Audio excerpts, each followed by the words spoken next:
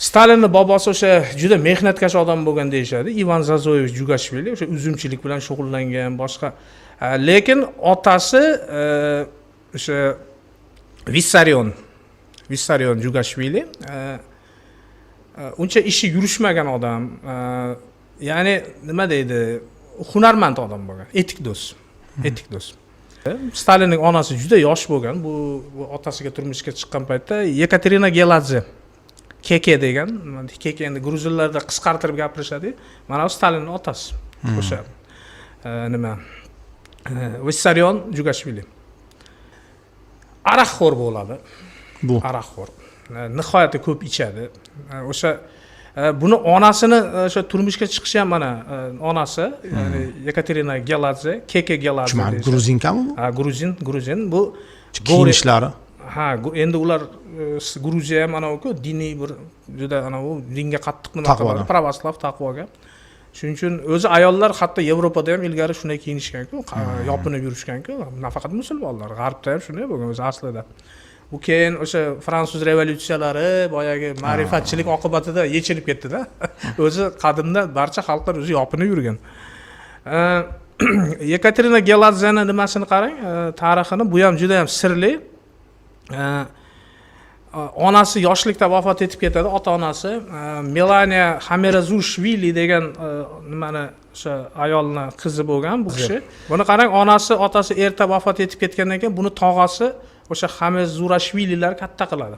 O'sha Yekaterina Geladzen chiroyli qiz bo'ladi, juda ham chiroyli. Endi o'sha qishloqda ko'pchilikning ko'ziga tushgan. 16 yoshida, 15 yoshida taxminan boyagi nimaga turmushga chiqyapti. Birdaniga kelishilgan holda ikkalasi yashirincha o'sha nimadan turmushga chiqishyapti. Nima bilan? Vissarion Jugashvili bilan. O'sha 16 yoshli qizni turmushga oldi. Stalindan oldin ikkita bola tug'iladi. Stalin 3-o'g'il. Birinchisi o'sha Mikhail, ikkinchisi Georgiy, ikkalasi ham yoshlikda vafot etib ketishadi. Bola turmayapti.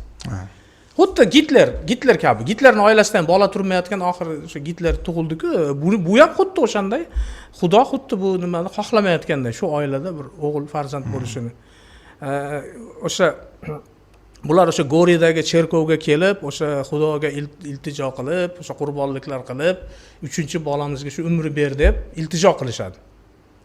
O'sha yerda ota ham va'da beradi, masalan nima qilishga, ota-ona va'da beradi, o'g'limizni ruhoniy qilamiz kelajakda. O'lmay qolsa, o'sha va'da beryapti, Xudoga va'da beryapti-da cherkovda. Ya'ni agar shu bolamizni umr bersang, mana shu biz shu va'da beramiz, shu bolamiz ruhoniy bo'ladi.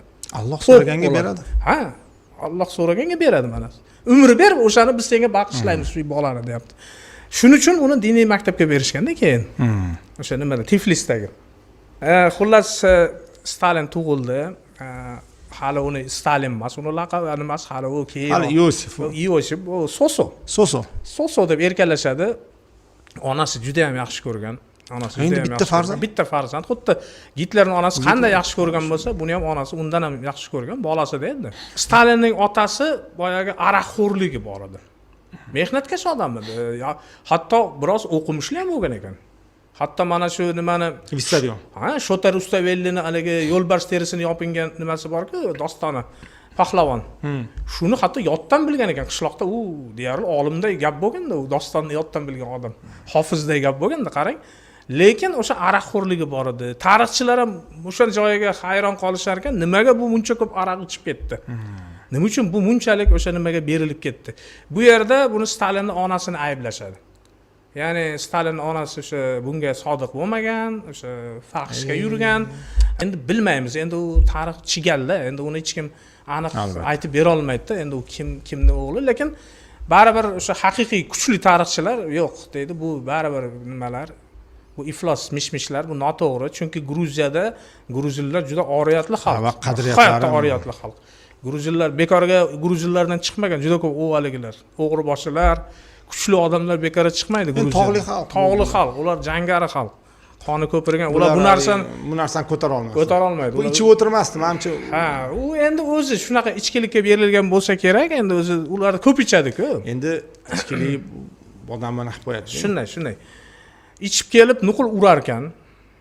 bechora o'sha kekeni, ya'ni onasini nuqul kaltaklaydi. U kun ora ichadi bu qozon. Topgan pulini ichadi. Hatto o'sha yosh kichkina go'dak Stalinni ushlab yeriga tashlab yuborgan ekan. Haligi orqasi bilan. O'shanda Stalin qattiq nima olgan deyshadi. O'sha kichkina payt go'dak 2 yosh, 3 yosh paytda qo'lidan olib haligini irg'itib yuborgan pastga, yerga. Lekin buni qarangki, keke o'sha onasi Yekaterina Geladze nima deydi? Bu eriga qarshi oxiri toblanadi-da bu. Nima deydi haligi bizda aytadi, qashqa tayoq deydimi? Xotinlar bo'ladi. Eriga bu erini uradigan bo'ladi oxiri, oqibat. Ichib kelgan endi nima u, ichgandan keyin nima bu to'qmoq bilan, o'qlar bilan uradi deydi-ku bizda. U ham o'sha yo'lini topadi-da, oxiri kaltak yemaydigan bo'ldi ayol. Qaytaga o'zini uradigan bo'ldi erini. Yosh Stalin o'sha otasiga o'xshamasin deb Stalinni ham uradigan bo'ldi, o'sha kichkina Iosif Sosoni. Stalin o'sha onasini kaltaklari bilan nimasida o'sgan. Ya'ni uni o'sha jilovlash, o'sha boyagi qonni, o'sha Jugashvililar qonini jilovlash uchun ona Sosoni kaltaklab odam qilaman seni deydi. Bilmadim u qanchalik odam bo'lgan, hali odam bo'lmadi-ku. Uni o'zi aks ta'sir.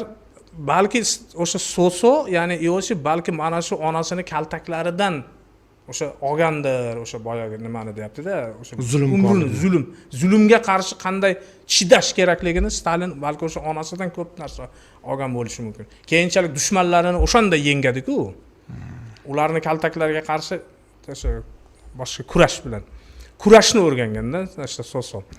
Qarangki, Soso baribir endi o'sha Gori qishlog'i, endi Gruziya umuman nima-ku, diniy, bari din kuchli-ku, pravoslaviya, to'g'rimi?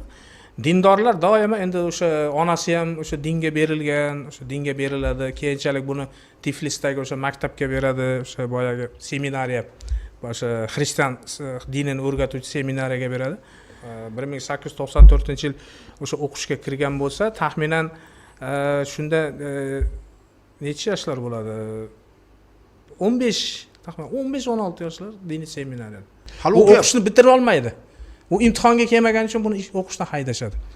Bu o'qishdan haydalganini eshitib, ona bechora yugurib keladi endi. Tbilisiga.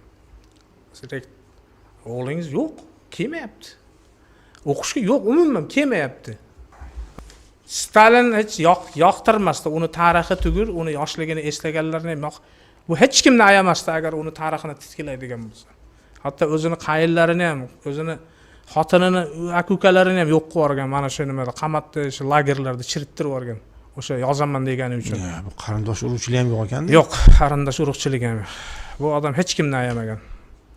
Bu hatto onasiga ham do'q popsa qilgan ekan. 1937-yil vafot etadi onasi. Bu keladi Gruziyaga. Onasi bilan deyarli uchrashmagan o'sha rahbar bo'lgandan keyin. Hatto Kavkazga kelib onasini ko'rib, hatto o'limiga ham kelmaydi-ku. Vafot etgandan keyin Stalin kelmaydi. Qabr nimaga? Dafn marosimiga. Onasiga kelmaydi dafn. O'sha o'limidan oldin o'sha Keka Geladzeni ko'rish uchun keladi bu, Kavkazga keladi Stalin. O'shanda onasi bilan ancha suhbatlashadi. Onasini bir katta eski bir saroyga joylab qo'ygan. Ona bechora o'sha bir burchakka juda ham bir kamtarligida yotadi. O'sha ona endi sodda bo'lgan, balki haligi ruhan nima deydi. Shunda onasiga qarab bunday degan ekan Stalin. Tahdidga o'xshagan gap bilan. Sen meni o'zi nega urarding yoshligimda? Qari onasiga. Qari o'sha onani ham repressiya qilib yuborsa-da bu. Sen meni o'zi nega buncha kaltaklarding sen deydi. Shunda onasi aytar ekanda, seni mana shunday katta odam bo'lishing uchun kaltaklaganman. Seni shu darajaga yetishing uchun men kaltaklardim. Bechora ona. Keyin ona aytar ekanda, endi balki bu soddadillik qilib aytganmi? Menga qara, Soso der ekan o'g'liga. Nimaga hamma yerda seni rasmlaring ilib tashlangan? O'zi sen nima ish qilasan debdi. Onasi. Bu 37-yil, 36-yil. 35-36-yil o'sha boradi oxirgi marta ko'rish onasini. 37-yil vafot etadi ona. Shunda onasiga qarab onasi savol beryapti. Nimaga? Soso seni hamma joyda rasming ilingan, bayroqlarda rasmlaring, o'zi sen nima ish qilasan? Ishing nima? Vazifang desa, balki endi bu o'g'lini bir g'ururini ko'tarish uchun shu gapni aytganmi yoki rostdan ham sodda ona bilmaganmi? Shunda Stalin onasiga aytar ekan. Oq podsha esingdami deb. Nikolay. Hmm. Hozir men o'shani o'rindaman. Shunda onasi mungli bir ko'zi bilan qarab aytgan ekanda, undan ko'ra ruhoniy bo'lganing yaxshi edi o'g'lim degan ekan. Undan ko'ra ruhoniy bo'lganing yaxshi edi. Onam 1000 marta haq edi balki o'sha. Undan ko'ra ruhoniy bo'lganing yaxshi edi.